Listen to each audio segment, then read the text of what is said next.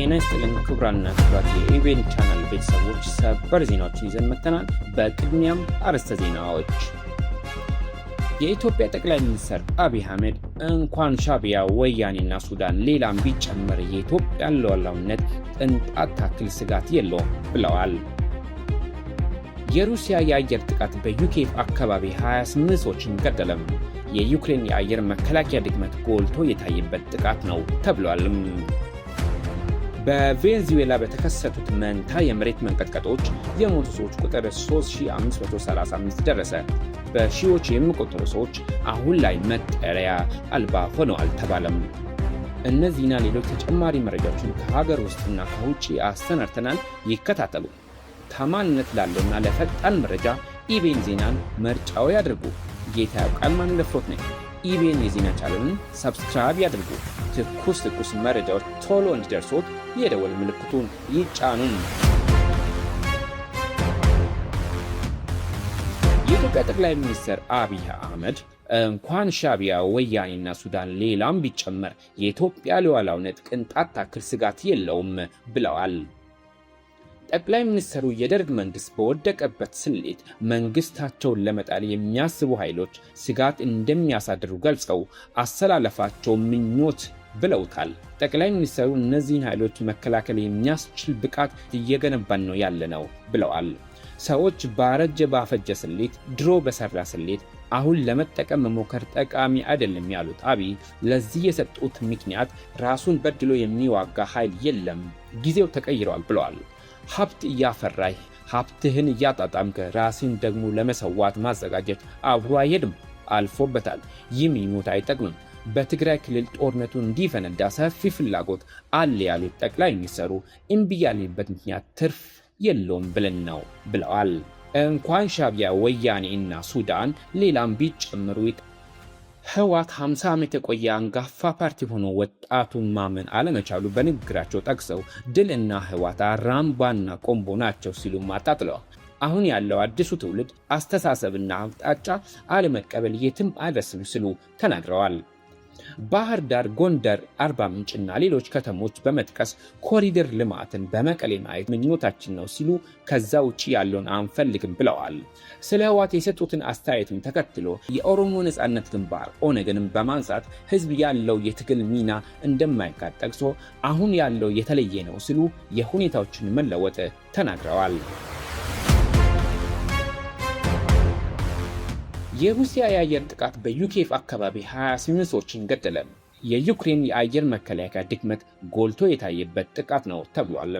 ሩሲያ ትላንትና ማለዳ በዩክሬንና በአካባቢ በሚሳኤልና በድሮን የከፈተችው ከባድ ጥቃት ቢያንስ 25 ሰዎችን ገድላለች። ዩክሬን በአሜሪካ የተመረቱ የአየር መከላከያ ሚሳኤል ማጥፊያዎች ኢንተርሰፕተርስ ከፍተኛ እጥረት እንዳሉባት አሳይቷል ሲሉ ባለስልጣናት ገለጹ።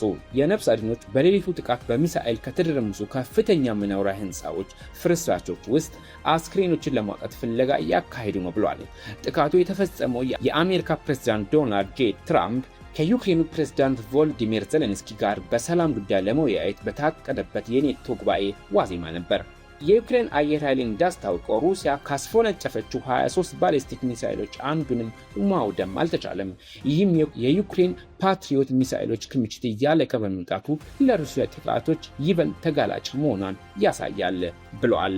ዜሌንስኪ ከዚህ ቀደም የአሜሪካን መንግስት ባሊስቲክ ሚሳኤሎችን ለማጥፋት የሚችሉ የመከላከያ ሚሳኤሎችን እንዲሰጡት በተደጋጋሚ ጠይቋል። እነዚህ ሚሳኤሎች በፍጥነታቸውና በሚጋዙበት ወቅት ከፍተኛ የአቅጣጫ ለውጥ ምክንያት ለመከላከል እጅግ አስቸጋሪ ናቸው ተብሏል። ዜሌንስኪ በምሽት ባስተላለፉት መልእክት በዘመናዊ ዓለም ሰዎችን ከባሊስቲክ ጥቃት ለመጠበቅ የሚያስፈልገው የጦር መሳሪያ ምርት እስካሁን በበቂ ደረጃ አለመጨመሩን ፈጽሞ ተቀባይነት የሌለው ነው ብለዋል። በተጨማሪም ዩክሬን እነዚህ መሳሪያዎች የማምረት ቴክኖሎጂ እንዳላት ገልጸው አሜሪካ የፓትሪዮት ስርዓቶችን በአገሪቷ ውስጥ እንዲመረቱ ፍቃድ ብትሰጥ ለዩክሬን ብቻ ሳይሆን ለአጋር አገራትን በቂ ምርት ማቅረብ እንደሚቻል ገልጸዋል።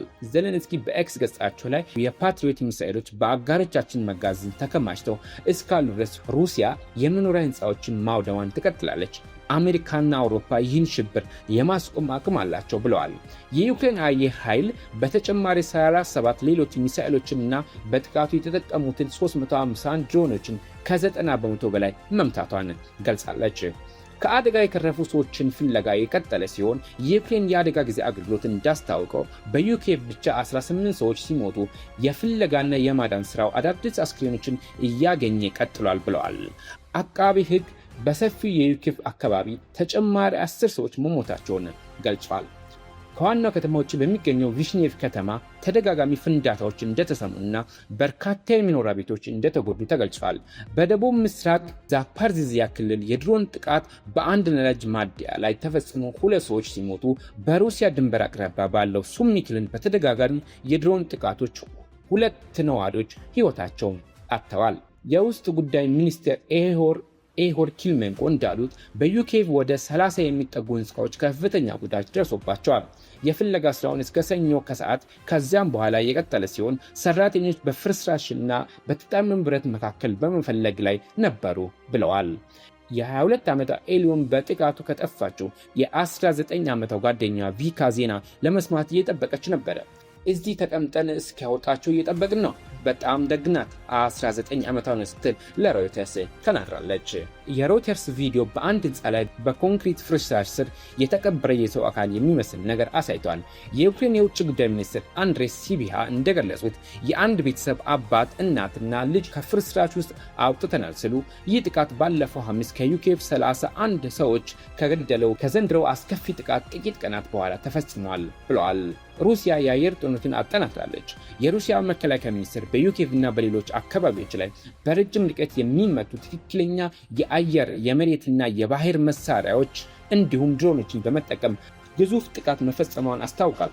ሚኒስትሩ በዩኬቭ እና አካባቢ የሚገኙ የጦርና የኃይል ተቋማትን እንዲሁም በሌሎች የዩክሬን ክልሎች የሚገኙ የጦር አየር ማረፊያዎች ኢላማ ማድረጋቸውን ገልጸዋል።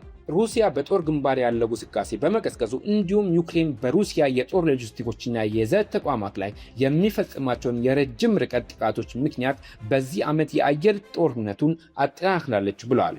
በሌላ በኩል ዩክሬን በ1200 ኪሎ ሜትር ርዝመት ላይ ባለው የጦር ግንባር አንዳንድ ግዛቶችን መልሳ መቆጣጠሯን ገልጻለች።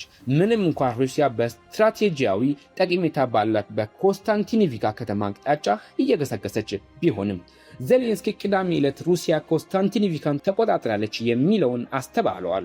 በተጨማሪም የዩኬፍ ጦር ሰኞ ዕለት የሩሲያን 3 ዘይት ማጣሪያ ፋብሪካዎች ማውደሙን ገልጸው ከዚህ መካከል 2414 ኪሎ ሜትር ርቀት ላይ በኦምስክ የሚገኘውን ትልቁን ፋብሪካ እንዲሁም በአዞቭ ባህር ውስጥ የሚገኙ 2 የጥላ መርከቦች የተባሉ ሻዶ ፍላቶችን መምታቱን ገልጸዋል።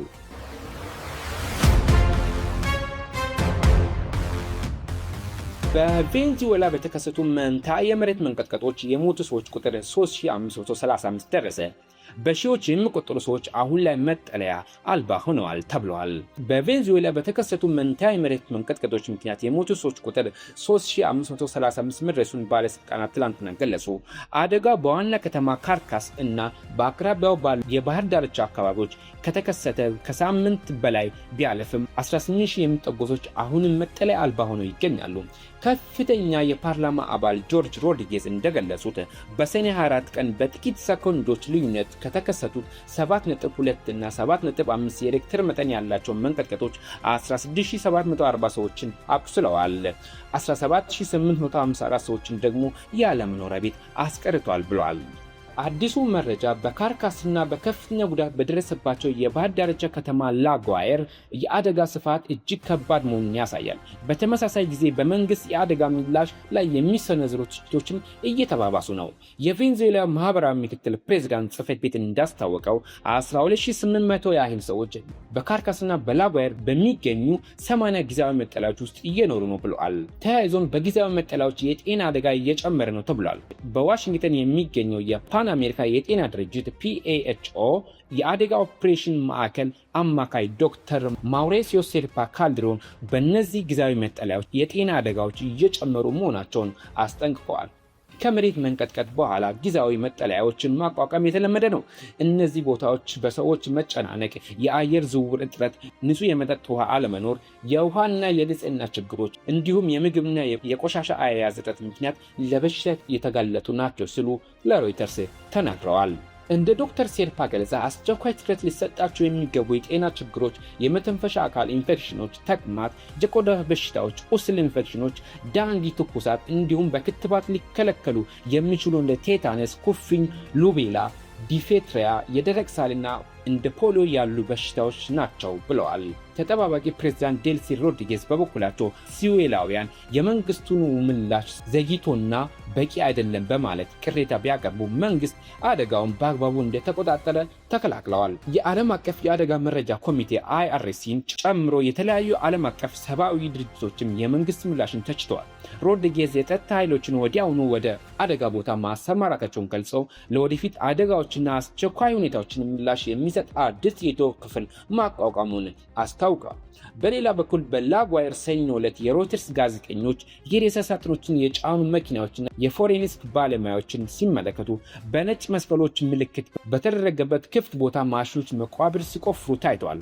ባለስልጣናትም በዚህ የሟቾችን አስክሬን ሲቀብሩ ተስተውሏል። የቬንዙዌላ የመገናኛና መረጃ ሚኒስቴር በጉዳዩ ላይ ለቀረበበት የሮይተርስ ጥያቄ ወዲያውኑ ምላሽ አልሰጠም። ፔኑ ጋዜጣ አልታይስ ባወጣው ፎቶዎች አንዳንድ መቃብሮች በስም ሲለዩ፣ ሌሎች ደግሞ በቁጥር ብቻ መለያ ተደርጎባቸው ይታያል ብለዋል። ዶክተር ሴርፓ እንዳሉ PAHO እና የዓለም የጤና ድርጅት WHO የሬሳ አያያዝን ለማሻሻል የቴክኒክ መመሪያዎችን፣ የሬሳ ከረጢቶችን በአልጓየር ወደብ 3 ቀዝቃዛ ማቀዝቀዣ ኮንቴነሮችን እንዲሁም በሌሎች አካባቢዎች 2 የሬሳ ማቃጠያ ተቋማት በማቅረብ ድጋፍ አድርገዋል ብለዋል። የተባበሩት መንግስታት ድርጅት ከካርካስ መንግስት ጋር በመተባበር የእርዳታ ስራውን እያሰፋ መሆኑን ገልጿል። የተባበሩት መንግስታት ቃል አቀባይ ስቴፈን ጁዳርክ እንዳሉት አንዳንድ የፍለጋና የማዳን ቡድኖች አሁንም በተጎዱ አካባቢዎች ተሰማርተው ይገኛሉ። በተጨማሪ ሌሎች የምህንድስና ባለሙያዎች፣ የሕክምና ድጋፍ ሰጪዎች እየደረሱ ነው ብለዋል። በተጨማሪም ዶክተር ሴርፓ እንደገለጹት የብሔራዊ ጤና ባለስልጣናት በጊዜያዊ መጠለያ ውስጥ በአደጋ ደረጃ ባለው የክትባት አቅርቦትና በሀገሪቱ መመሪያዎች መሰረት የታለመ የክትባት ዘመቻ ለማካሄድ ግምገማ እያደረጉ ነው ብለዋል። ለሰዓቱ ያዘጋጀናቸው ዜናዎች ይህን ይመስሉ ነበር። ከጥቂት ሰዓታት በኋላ በሌሎች መረጃዎች እስክንገናኝ መልካም ቆይታ ይሁንላችሁ። ሀሳብ አስተያየታችሁን እንዲሁም ጥቆማችሁን ኮሜንት ማስቀመጫ ላይ ያስቀምጡልን። ታማኝነት ላለውና ለፈጣን መረጃ ኢቢኤን ዜና ምርጫው ያድርጉ። አብራችሁ ቆየሁት። እኔ ጌታዬው ቃል ማንደፍሮት ነበር። ኢቢኤን ዜና ቻናልን ሰብስክራይብ ማድረግዎን አይርሱ። ቀጣይነት ያለው መረጃ የደወል ምልክቱን ይጫኑ።